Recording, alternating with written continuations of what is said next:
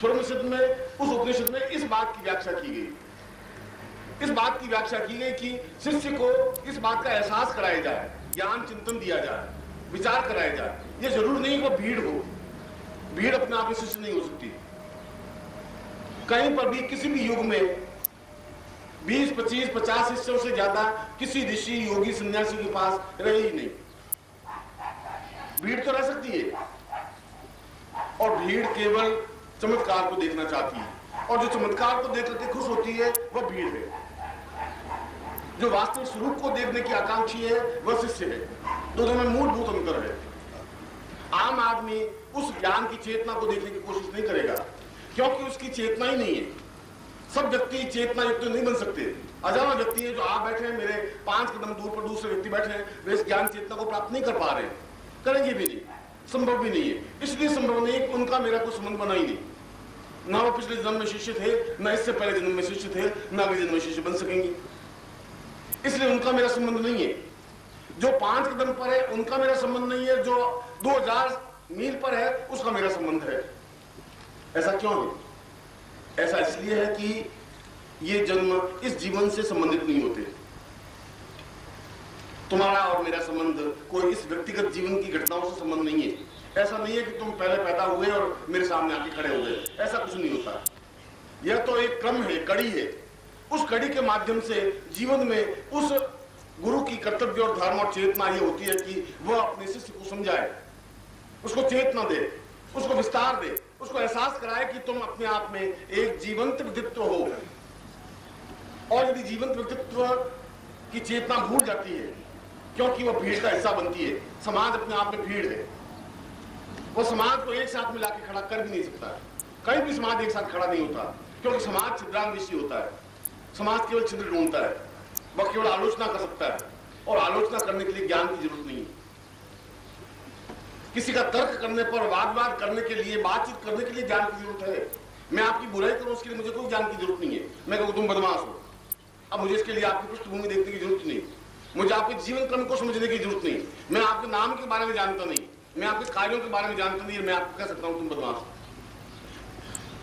क्योंकि किसी पर आरोपित करने में किसी प्रकार के ज्ञान चिंतन की जरूरत नहीं। मैं कहता हूं भगवान नहीं होते, हनुमान जी क्या हो सकते हैं, देवी देवता क्या होते हैं, और भाग्यलिपि क्या होती है, कुछ नहीं होता। इसके लिए उसको अध्ययन करने की जरूरत नहीं होती। ऐसे मूढ़ व्यक्ति केवल भीड़ का हिस्सा होते हैं, और यह भीड़ का हिस्सा समाज के लिए जरूरी है। यह है इसलिए आपकी पहचान है। अगर वो नहीं है तो आपकी पहचान नहीं हो सकती। अंधेरा है इसलिए दिन की पहचान हो सकती है कि दिन अपने आप में कितना शानदार है, दिन में कितनी रोशनी हो सकती है। दिन को तभी पहचाना जा सकता है जब अंधेरा हो। 24 घंटे रोशनी रहे, अंधेरा बने ही नहीं, तो फिर उस रोशनी का मूल्य में तो आप समझ भी नहीं सकेंगे। इस समाज में ऐसे छिद्र हों और हों, ऐसे गंदे गलीज व्यक्ति होंगे और रहे और रहेंगे। आप उसको मिटा नहीं सकते, आप उनको सुधार भी नहीं सकते, उनको सुधारने की जरूरत भी नहीं है। केवल इतना है कि यदि तुम्हें मालूम पड़ जाए कि ये इतना गलीज और गंदा और घटिया है, तो आप किनारे पर खड़े हो जाए।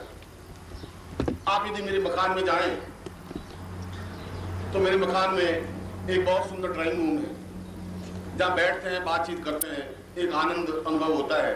मैं परिवार के साथ बैठता हूँ, मित्रों के साथ बैठता हूँ, रिश्तेदारों के साथ बैठता हूँ। एक कमरे हैं जिन कमरों में मैं सोता हूँ, बैठता हूँ। एक बहुत सुंदर पूजा स्थान है जहाँ बैठ करके हम पति पत्नी पूजा करते हैं, भगवान का स्मरण करते हैं। ये सब मेरे घर में है, मगर के साथ साथ मेरे घर में 8 बाथरूम भी हैं। उनको मैं मिटा नहीं सकता, वो है। बाथरूम है इसलिए पूजा स्थान का महत्व है, और तुम्हारे समाज में भी बाथरूम होंगे, उनको तुम मिटा नहीं सकते।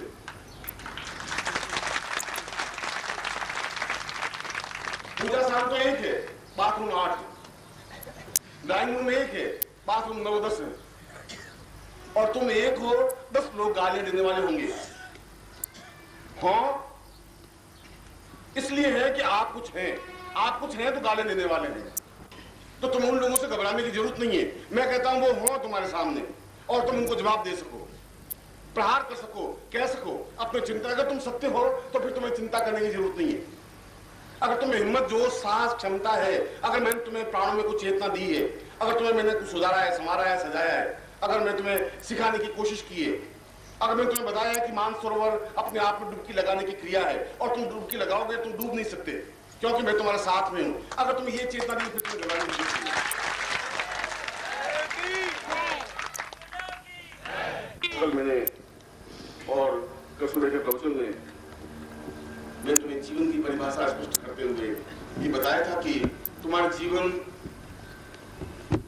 की सबसे बड़ी विडंबना, सबसे बड़ी कमी यह है कि तुमने जन्म लिया और जन्म लेकर के कोई बहुत बड़ा महान कार्य नहीं हो गया। तुम्हारा जन्म लेने का कोई घटना नहीं बन पाई। ऐसा नहीं हो कि तुम जन्म लिया और देश में बहुत क्रांति पैदा हो गई, ऐसा कुछ नहीं हुआ। बहुत एक सामान्य उम्मीद हॉस्पिटल में जाए तो हर सेकंड में 500 बच्चे जन्म लेते हैं। ठीक उन 500 बच्चों को तुमने भी जन्म लिया आज से 20 साल पहले, 50 साल पहले, 40 साल पहले, एक मामूली घटना। इसलिए कि जन्म लेने की क्रिया का ज्ञान तुम्हारे पास नहीं था। सुबह मैं ये समझा रहा था, उस सर्वोपनिषद के सूत्र से समझा रहा था। सर्वोपनिषद में कहा गया है कि शिष्य वह बन सकता है जिसका जीवन उसके हाथ में हो। जिसका जीवन हाथ में नहीं है वो शिष्य नहीं बन सकता। वह केवल परिचय बन सकता है, वह केवल भीड़ का अंश बन सकता है। वो घबराता है, विचलित हो सकता है। शिष्य घबराता नहीं है, वो विचलित हो ही नहीं सकता। 1000 प्रहार हो तो चट्टान की तरह खड़ा होता है, जवाब दे सकता है। और यदि तुम्हें विश्वास नहीं हो तो तुम एक प्रयोग करें, एक्सपेरिमेंट करें। तुम्हारे घर के सामने कुछ सन्यासी आवे, बहुत उच्च कोटि के विद्वान आए, तुम्हारे घर में आए, पास में आए, और तुम तंग करके उसको जवाब दो। वो प्रश्न करे तुम जवाब दे सको, या तुम उनको तंग करके प्रश्न करो तो वो चुप हो जाएगा। वो तुम्हारे सामने बात कर नहीं सकता, तर्क नहीं उनके पास में। तुमसे जीतने की कला क्षमता उनके पास है ही नहीं, क्योंकि तुम्हारी आंख में, तुम्हारे चेहरे में, तुम्हारे एक पर्सनैलिटी में एक ऐसा गुण मैंने दिया है जिसके सामने वे अपने आप नतमस्तक है। ये आप एक्सपेरिमेंट करके देख सकते हैं किसी भी क्षण। और जितने राख लगाए, भभूत लगाए लोग घूम रहे हैं और सांप लटकाए लोग घूम रहे हैं, वे अपने आप नौटंकी की बात है, तो सन्यासी नहीं है, वे पाखंड है। वे तुम्हारा कुछ रहित कर नहीं सकते। लाल आंखें निकालने के और एकदम से बच्चे तुम्हें भस्म कर दूंगा, उनके साथ पीढ़ियां आकर के भी तुम्हें पार नहीं कर सकता। भस्म करने तो बहुत दूर की बात है। आवश्यकता इस बात की है, उस समय तुम्हें एहसास ये करना पड़ेगा कि तुम इधर उड़ के नहीं, हाथ जोड़ करके और सन्यासी जी, बाप जी, महाराज नहीं बच्चे 10 रुपए देंगे। सोचा था सन्यासी जी श्राप दे देंगे तो क्या मुश्किल होगी, तुम 10 रुपए दे देंगे। भिक्षुकों को पैसे देने की जरूरत नहीं है। जो पाखंड फैलाते हैं उनको कोई 5 पैसे देने की जरूरत नहीं है। उनके सामने तनकर खड़े होने की जरूरत है। ये तुम्हारी श्रद्धा है तो तुम उनको 5 लाख रुपए दे सकते हो, देने भी चाहिए। मगर यदि वो सही अर्थों में साधु हैं, सही अर्थों में सन्यासी हैं, सही अर्थों में योगी हैं, जो भिखमंगे हैं, जो तुम्हें डरा करके 5 रुपए लेते हैं, 10 रुपए लेते हैं, 100 रुपए लेते हैं, वो अपने आप में तुम्हारा हित नहीं कर सकते, क्योंकि वह तो खुद भिक्षुक है। वो तुम्हें क्या ज्ञान दे सकते हैं, क्या चेतना दे सकते हैं। जो भिखारी है वो तुम्हें दे भी क्या सकेंगे। जो तुमसे मांगते हो तुम्हें क्या देने की सामर्थ्य रखेंगे। क्षमता तो अपने आप में यदि समर्थ है तो अपने आप प्रकृति से मांग लेगा, उन लोगों से मांगने की जरूरत नहीं है। यह क्षमता, यह चिंतन तब हो सकता है जब शिष्य बन सकता है। और शिष्य बनने के लिए जरूरी है कि पूरा जीवन फलक तुम्हारे हाथ में हो।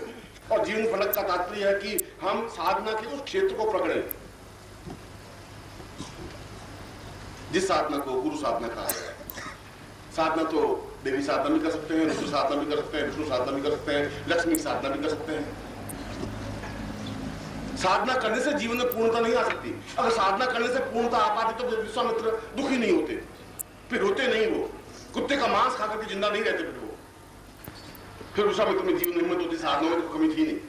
अगर साधना में इतनी ताकत थी तो फिर मेन का पीछे चक्कर नहीं लगा देते। अगर मन में दृढ़ता थी तो उनके जीवन की सबसे बड़ी कमी यही थी कि वो ब्रह्मनिष्ठ ही नहीं। और जहां ब्रह्म को जानने की क्रिया नहीं है, जहां हृदय में गुरु नहीं है, वहां अपने आप में 50 साधनाएं भी कोई जीवन में चिंतन नहीं कर सकती, संभव नहीं है। विश्वामित्र हमारे सामने उदाहरण है, गर्ग हमारे सामने उदाहरण है, गौतम हमारे सामने उदाहरण है, कणाद हमारे सामने उदाहरण है। जिन लोगों ने इस अहंकार के वशभूत कि गुरु साधना करने की जरूरत नहीं है, और ब्रह्मा ने कहा भी को पूर्वा साम सताम दीर्घा सचिंतन। विश्वामित्र को कहा, विश्वामित्र तुम गलती कर रहे हो, उन साधनाओं के माध्यम से तुम्हें जीवन पूर्णता प्राप्त नहीं हो सकती। उन्होंने कहा मैं प्रत्येक देवता को साधना संपन्न करके अपने वश में कर लूंगा। और आपने विश्वामित्र संहिता को पढ़ा नहीं। विश्वामित्र संहिता का आप अंतिम अध्याय पढ़े, उसमें लिखा है कि विश्वामित्र यौवन काल ढलते ढलते अत्यंत जर्जर, क्रस, वृद्ध, रुग्ण और दुखी हो गए। आंखें धस गई, कोई देवता उनकी सहायता नहीं कर सका, और वह केवल कुत्ते का मांस खाकर के, श्वान मांस खाकर के अपने जीव को और जिंदा रहने की क्रिया संपन्न करनी पड़ी, और एहसास करना पड़ा कि खाली साधनाओं से जीवन में पूर्णता नहीं आ सकती जब तक कि हम ब्रह्म चिंतन नहीं कर ले। और उन्होंने विश्वामित्र ने वशिष्ठ के 100 पुत्रों को मार दिया, एक दो नहीं, एक पुत्र को मारा, 2 पुत्र को मारा, 3 पुत्र को मारा, 80, 90, 99 और 100 पुत्रों को मार दिया, इसलिए कि मुझे ब्रह्मर्षि कहा जाए। जब भी वो वशिष्ठ के सामने जाते हैं विश्वामित्र, और वशिष्ठ उसको देखते कहते हैं आओ राजर्षि, क्योंकि वो धनुष बाण तीर तलवार लटकाए हुए घूमते रहते, और तुम्हारे पास भी क्रोध रूपी तीर तलवार हर समय आंख में रहती है, 2 मिनट में गाली देने के लिए तैयार, 2 मिनट में आलोचना करने के लिए तैयार। तुम राजर्षि तो बन सकते हो, ब्रह्मर्षि नहीं बन सकते। तुम किसी का हत्या कर सकते हो, तुम किसी को गाली दे सकते हो, प्रहार तो कर सकते हो, निर्माण नहीं कर सकते, सृजन नहीं कर सकते। सृजन करने के लिए अपने आप में ब्रह्म की स्थापना जरूरी है। इसलिए जो ज्ञान चेतना वृद्धावस्था में विश्वामित्र ने संहिता में कही कि मेरे जीवन की सबसे बड़ी कमी ये रही कि मैंने सैकड़ों साधनाएं तो संपन्न की, देवताओं को वश में किया, मगर मैं खुद अपने आप को वश में नहीं कर सका, नियंत्रित नहीं कर सका, अपने अंदर प्रकाश पैदा नहीं कर सका। अहंकार के वश होकर के मैं ब्रह्मर्षि बनने की कोशिश तो करता रहा कि लोग मुझे ब्रह्मर्षि कहें, और मैंने ब्रह्म की साधना नहीं की, अपने अंदर गुरु को स्थापन नहीं किया। और जहां गुरु चेतना हृदय में नहीं होती, जहां अपने हृदय में गुरु स्थापन नहीं हो सकता, कणाद अपने आप में उच्च कोटि का अणु वैज्ञानिक, जिसने अणु की परिभाषा की, जिसने अणु और परमाणु दोनों की रचना संरचना की, कणाद की थ्योरी आज भी संसार में प्रसिद्ध है कि उसने अणु और परमाणु का विखंडन किया। उसने अहंकार के वशभूत होकर के उन साधनाओं के माध्यम से अणु का निर्माण तो किया, मगर जीवन में किसी प्रकार की संतुष्टि, आनंद और सुख और सौभाग्य प्राप्त नहीं कर पाया। उसके सामने उसके सारे संतान समाप्त हो गई, पत्नी बीमार होकर समाप्त हो गई, उसका इलाज नहीं करवा सका, और जीवन में केवल 32 साल की अवस्था में सारा शरीर वृद्ध और जर्जर हो गया। एक उदाहरण नहीं, सैकड़ों उदाहरण हमारे प्राचीन ग्रंथों के भी और हमारे आधुनिक ग्रंथों के भी। आइंस्टीन जैसा वैज्ञानिक जिसने परमाणु बम की रचना की, जिसने परमाणु को समझाया, आइंस्टीन को तो इससे बड़ा साइंटिस्ट तो पश्चिम में हुआ ही नहीं। आज भी कहते हैं आइंस्टीन का मुकाबला तो अगले 500 साल तक कोई कर नहीं सकता, क्योंकि विज्ञान के क्षेत्र में इतनी ऊंचाई पर है। उसने भी अपने ग्रंथ में आइंस्टीन पेपर्स में लास्ट में लिखा है कि मैंने जिंदगी को बर्बाद कर दिया, मैं जिंदगी को समझा ही नहीं, अब जिंदगी मुझे खा रही है, इसलिए कि मैंने जीवन का आनंद अनुभव नहीं किया, मैंने साधना नहीं की, मैं हिंदुस्तान नहीं गया, मैं देखना चाहता था कि साधना क्या है, और यदि प्रभु मुझे कुछ दिन देगा, उसने लिखा है, तो मैं अवश्य बाहर जाऊंगा, किसी सन्यासी के चरणों में बैठूंगा, कुछ जीवन का मूल्य मैं तो समझूंगा। वह भी उतना ही दुखी था। अगर प्राचीन ऋषि के उदाहरण हमारे सामने है, तो आधुनिक वैज्ञानिक का उदाहरण भी हमारे सामने है। और इन सब तथ्यों से यह स्पष्ट होता है कि केवल साधनाओं के नहीं, साधनाओं के साथ साथ पूरे जीवन में गुरु को उतारने की क्रिया संपन्न होनी चाहिए। गुरु का सामिप्यता इसलिए जरूरी है। गुरु अपने आप में कोई व्यक्ति नहीं, कोई मैं गुरु नहीं, आप गुरु नहीं। आज मैं इस पद पर बैठा हूँ, 5 साल बाद आप इस पद पर बैठेंगे, बैठना ही होगा। एक शरीर 1000 वर्ष तक नहीं चल सकता। आज सन्यासी जीवन में सैकड़ों हजारों सन्यासियों को दीक्षा साधना संपन्न करवाता था, आज को दूसरा बैठा है मेरा शिष्य, पर गुरु तो बना, चेतना तो उसने दी। अब उसको एहसास हो रहा है कि गुरु पद अपने आप में कितना कंटकाकीर्ण है, कितना अपने आप में तीक्ष्ण है, कितना जहर पीना पड़ता है समाज का, शिष्यों का। अब उसको एहसास होने लगा है। अब वो निर्भयानंद कहता है कि मैं गुरु जी से था, बहुत ज्यादा सुखी था। नमस्कार। अगर आप सद्गुरुदेव डॉक्टर नारायण दत्त श्रीमाली जी के दीक्षित हैं या फिर आपके पास उनसे जुड़े हुए कोई भी अनुभव है, तो नीचे दिए गए हुए नंबर पर वीरल पटेल जी को मैसेज कीजिए या फिर फ़ोन कॉल कीजिए और अपने अनुभव ज़रूर शेयर कीजिए। डॉक्टर नारायण दत्त श्रीमाली जी के आत्मकथा का संकलन करने में मदद करें। धन्यवाद।